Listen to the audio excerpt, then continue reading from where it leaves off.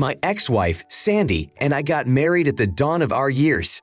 My university education was incomplete, and she had just closed the last page of her high school diploma. Family backgrounds and religious beliefs placed the weight of this decision on our shoulders. Life together under one roof did not begin until a year and a half after I received my diploma. Then I realized that I was far from perfect, despite my mother's assurances to the contrary. My career required uninterrupted attention. For the first 3 years, I spent my time working, striving for success. I confess I neglected Sandy in those days. The birth of my daughter was a turning point for me.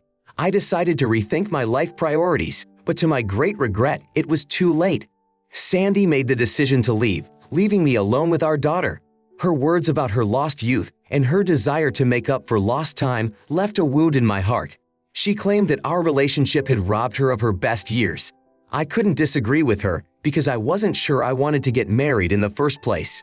We made an agreement. Sandy would not ask for alimony, and in return, I would not stand in the way of her personal happiness. The court awarded me full custody of my daughter. Seeing her mother became rare, only a few times in the past year. After 5 years, our lives settled down. I found my dream job that allows me to labor from home. Morning trips to school and evening walks with our daughter have become our rituals. Work stays in the office when we are together. In this new chapter of my life, I also made the decision to leave the church to which my parents were committed. Sandy often expresses her concerns about issues related to raising our daughter. I explained to her that I intend to raise a child according to my own convictions. She responded by reminding me that she is a mother and is entitled to her opinion. At this point, her husband entered the discussion, pointing out my perceived shortcomings in parenting and mentioning the possibility of going to court for a custody review. The mention of attorneys caused me to immediately cut the conversation short and contact my legal representative. My attorney, who has a determined nature, promptly filed a lawsuit to collect child support for the past 5 years. Rumors of allegations of cruelty surrounding me due to money disputes quickly spread. It is worth noting that my income is 5 times their combined income. I have no need for their financial resources. Nevertheless, if the law allows for our family's peace of mind, I feel it is my duty to exercise that right. No one can call you reckless. When Sandy has left her family in pursuit of personal freedom, while at the same time attempting to interfere with the upbringing of your mutual daughter, it raises questions. You have shown determination by contacting your attorney to file for child support, including for the past 5 years. By doing so, you have made it clear that you are not going to accept the situation without action. Your move sent a clear message that will likely cause Sandy to rethink her actions. Her current situation of having to explain to others the reasons for not having joint custody of her daughter is exacerbated by her own decisions and possibly religious beliefs. Your actions confirm your willingness to stand up for your daughter and protect her interests. Despite your substantial income, which is 5 times the combined income of Sandy and her husband, you have not sought financial gain. However, disclosing your income may have increased their interest in the financial aspects of the case. Your decision to file for child support not only protects your daughter, but also serves as a warning to Sandy that you are serious. Your attorney has demonstrated great skill by taking the necessary steps to protect your rights and your daughter's rights. The situation with Sandy and her husband, who sees the child only as a source of income, underscores the importance of your decision to act decisively. Your strategy not only protects your daughter's interests, but also provides Sandy with an opportunity to be responsible if she truly seeks to reconnect with her child. By filing for child support, you emphasize the importance of your inherent responsibilities as a parent and your willingness to fight for your daughter's well-being. Next story. This situation has turned out to be quite confusing. My now ex-girlfriend and I, she 27, I 26, had been together for a little over 4 years. Things changed when I proposed to her and she agreed to marry me. In the process of planning our future together and choosing a house to buy, I wanted to discuss the possibility of providing a room for my mother, who is in her 60s. She was to move in with us after the wedding. During our interactions, I mentioned more than once that my mother would be living with us.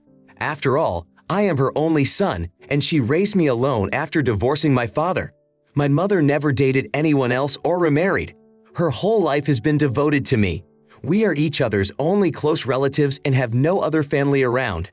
However, My fiancée expressed her reluctance to have my mother live with us. When I asked why she had not raised the issue earlier, she said that she hoped I would find a solution on my own and we could place my mother elsewhere. I was adamantly opposed to the idea. My resentment stemmed from the fact that my mother had always treated my girlfriend as her daughter. She never exhibited the characteristics of difficult mother-in-laws, nor was she rude or mean. In the face of this misunderstanding, I put a decisive question. If my mom couldn't live with us, there would be no wedding. We ended up separating, and despite criticism from her friends and family who thought my actions were unreasonable, I am confident in my decision. I have always been upfront about the fact that my mom will be living with us. It is important to mention that there is a predisposition to dementia in our family, starting around age 60. My mom has already begun to show the first signs of forgetfulness, which reinforces my desire to keep her close by. I am willing to take on the role of primary caregiver.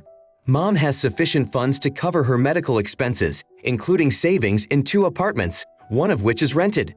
The plan is to sell one of the apartments to hire a full-time nurse when Mom's condition worsens. We never planned to have children, and I never expected my friend to leave her job or take over my mom's care. I realize that the challenges ahead will require a lot of effort, and they will fall mostly on my shoulders. But remembering how my mother dealt with the challenges of raising me alone, I can't leave her alone at a time like this. Her health has only recently begun to deteriorate, although she was quite healthy until a few years ago. Now that her condition is gradually deteriorating, I feel it is my responsibility to help her. Thanks to my mother's efforts, we have financial independence. The business she founded brought in substantial savings and investments, so finances have never been an issue for us. In the event of a sale of the company, we would not face financial difficulties, and I would be able to provide the help and support my mother needs. However, my partner would prefer that we simply place my mother in a nursing home and forget about it. The value of the 2 apartments we own is really great, adding up to a sum of over 7 or 8 million. By starting her own company, my mother has saved enough to support herself, and thus money has never been an issue for us. Your choice doesn't make you reckless, but it's important to consider the other party's views. Living with someone with dementia can indeed be exceptionally challenging. This circumstance puts both of you in the face of prolonged emotional challenge and reliance on behaviors that are difficult to predict and control. Such an experience can be draining on an emotional level. While I strive to speak without witticism or anger, it is worth noting that finding someone willing to carry such a burden can be difficult. My personal experience of caring for a relative with advanced dementia has taught me valuable lessons. Perhaps if I could go back, I would have made a different decision. Not that I regret my choice, but the experience gave me insight and perhaps opened my eyes to the lessons the universe was seeking to show me. Perhaps your friend was counting on you to change your mind over time and choose her over your commitment to your mother. I shouldn't call you reckless. It's unclear why she thought you weren't serious, but now she knows your real intentions. As they say, it's better to realize it now, before marriage. I'm sorry, but after the information about your mother's considerable fortune, the sum of which reaches 7 or 8 million, your decision doesn't look the most sensible. You have many alternatives other than the one suggested. For newlyweds, privacy is extremely important, especially in the early years together. Possibilities include purchasing a spacious home with a separate room for your mother-in-law and hiring a 24-hour caregiver, or placing her in an upscale senior living facility among deserving people. Placement in a quality nursing home is also a viable option. Now I want to tell a different story. At this point, I am only 2 months away from my wedding to Claire, the love of my life. I don't think my mom has much sympathy for Claire, and the feeling is mutual, though it doesn't turn into a dramatic story about my mother-in-law. In fact, Mom has never done anything wrong. It's just that there's always tension and awkwardness hovering between them. Claire speaks openly about her antipathy toward my mom, confirming my suspicions of mutual dislike. Despite my attempts to prevent any overt disrespect, I am unable to get them to like each other. Claire is upset that my mom hasn't picked out her dress for the wedding yet, while her family and friends are overwhelmed with happiness about the upcoming event. My mother-in-law had spent months picking out a dress for Claire and had a big day of shopping, while my mom constantly assures me that she will still have time, which is a source of stress for Claire, a true perfectionist who can't stand putting things off until the last minute. Claire had been under a lot of stress lately and was consumed with wedding preparations. She expressed concern that my mom might show up in a white dress, speculating as to why she had not yet purchased the outfit. I tried to reassure her by pointing out that my mom was probably just busy with her hobbies and personal life, not making a big deal about it. However, Claire suspects that my saying that mom is just busy may be an excuse for her laziness and selfishness. Despite these assumptions, mom has never shown any intentions to act inappropriately, remaining a fairly calm individual with no overt actions that caused Claire concern. I shared my observations about how the wedding preparations were affecting Claire, causing her stress. She confirmed my speculation, but soon suggested that I discuss the need to choose a dress with my mom. Claire was also interested in whether I had discussed with mom her concerns about choosing white for the outfit. After a brief thought, I admitted that it seemed awkward to broach the subject, despite the lack of any indication that mom was actually going to do so. Claire's reaction was immediate and sharp. She expressed annoyance that my mother still hadn't picked out a dress, pointing it out as unworthy behavior for a future mother-in-law. Claire convinced me to focus more on her feelings rather than my mom's experiences, which made me feel guilty. Up until that point, I was confident that I was doing my best to consider and prioritize her experiences. I would like to emphasize that my opinion of you is entirely positive. However, let me politely suggest, perhaps you should consider purchasing a new dress for her. This is an important matter, given that the wedding is only 2 months away.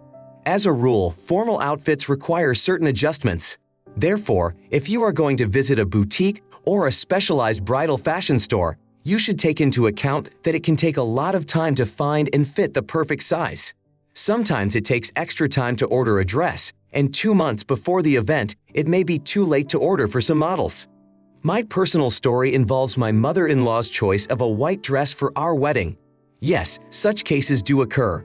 My mother-in-law originally planned to appear in a white lace dress until it was politely explained to her that the choice of another color would be more appropriate.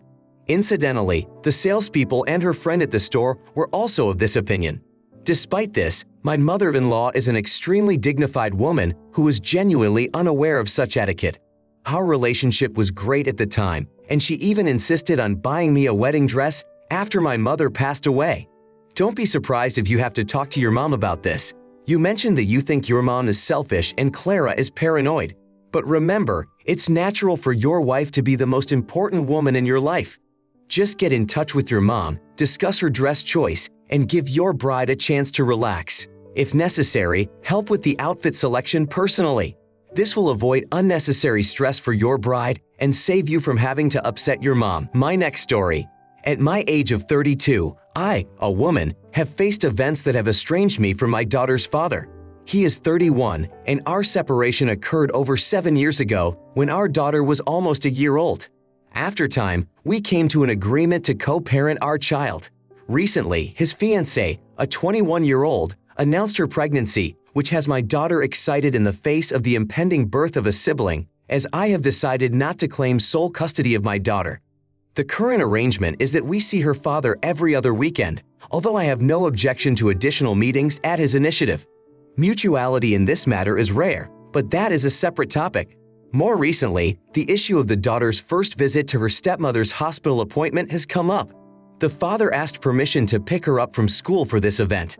I refused, believing that being present for a gastric ultrasound was inappropriate for her. I emphasized that if it had been a matter of attending an appointment to determine the sex of the baby, I would have treated it differently, because such an event could be an opportunity to assess the overall condition of the mother and baby. I did not feel that it was necessary for my daughter to miss school because of this. In response to my opinion, the father accused me of being overly controlling and jealous, claiming that I was depriving my daughter of the opportunity to learn about the miracle of life and the understanding of pregnancy. He insisted that he wanted her to be present at every appointment, not limited to just the first visit, emphasizing that his daughter also belonged to him and he had the right to tell her about the processes involved. I tried to explain that I understand his point of view, but our daughter, who is too young, does not necessarily need to attend every appointment. The important thing is that she continues to attend school, and skipping school for these visits is not worth it. My daughter started asking questions about the origins of babies, which I tried to answer honestly, discussing menstruation and the differences in anatomy that combine to create new life. However, I did not believe she should skip school to attend her stepmother's medical appointments. My friends' opinions are divided. Some feel that I should have allowed her to go without restricting her, while others support my position, finding it odd that she should be present at every, even her first, appointment. One of the main reasons for not taking your baby to early obstetrician appointments is the high risk of pregnancy loss at these terms. During such a period, there is no need to expose your child to the possibility of facing tragic news. Instead, you can suggest that your child preserve the memories in a different way, such as showing her ultrasound images or a video of the baby's heartbeat, if the doctor deems it appropriate. This involvement will allow her to feel connected without exposing her to potential trauma. It is also important to take the baby for an anatomical scan at 20 weeks when the risks are much lower. Personal experience suggests that the unexpected news of an abortion can be quite shocking.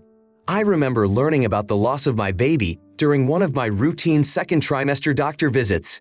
Everything had been going well up to that point, and I was already past the critical first trimester. I was especially grateful that I didn't have my children with me at that point. Doctor visits may include discussion of topics that a parent may prefer not to broach in the presence of the baby. Having the baby at the appointment is acceptable if there is no other option, but taking the child out of school to do so seems unreasonable.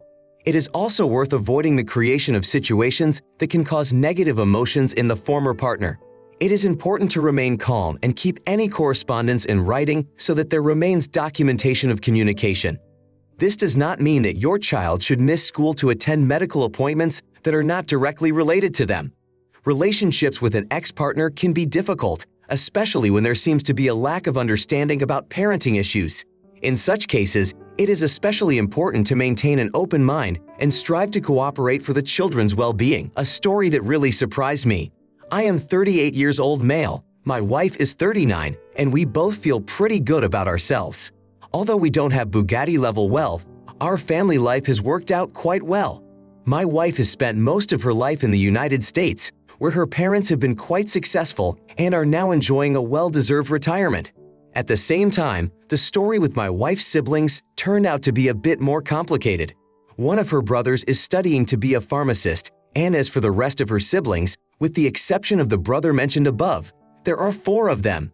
My wife is currently on the job hunt, and according to her, it seems that her efforts are not yielding the expected results in their lives. Recently, one of her sisters, who is 20 or 21 years old, announced that she is pregnant. She expressed confidence that she could determine who might be the father of the child, although to me the word might seemed like a very bad sign in this situation. When my wife found out, she immediately started talking about how we could help her, including childcare issues. We live in Georgia where we have a very friendly and supportive family. When discussing financial assistance, I asked my wife whose money we would be using, as I was sure it wasn't my money we were talking about. In response, she threw me an angry look and continued the conversation. Despite all our expenses, there are things I like and want to spend time with, and I absolutely don't want to give that up for someone who isn't even sure of the paternity of his child. After sharing these thoughts with my wife, I got an accusation of selfishness in response, after which she left. So yes, in her opinion, I was selfish. Just because you feel you are in a difficult situation doesn't make you an idiot. It seems unfair to me that your wife unilaterally decided to unilaterally dispose of the joint assets in favor of her sister. The responsibility of determining the paternity of the child doesn't play a key role in the story you've told. There is no need to put anyone in an unfavorable light, but making the decision to have a child in your 20s without financial certainty is perceived by many as an irresponsible move. Providing financial assistance to family members can become a never-ending cycle that is worth considering. An agreement to offer assistance without a clear understanding of who the child's father is should not be perceived as a prerequisite for involvement in this situation. The importance of establishing paternity lies not only emotionally, but also legally. Your wife's sister should conduct paternity tests on all potential candidates and then initiate the child support process if necessary. This will ease her financial burden, possibly reducing her need for so much outside support. There are many options in the world, and the child's father should take some of the responsibility by relieving you and your wife of it.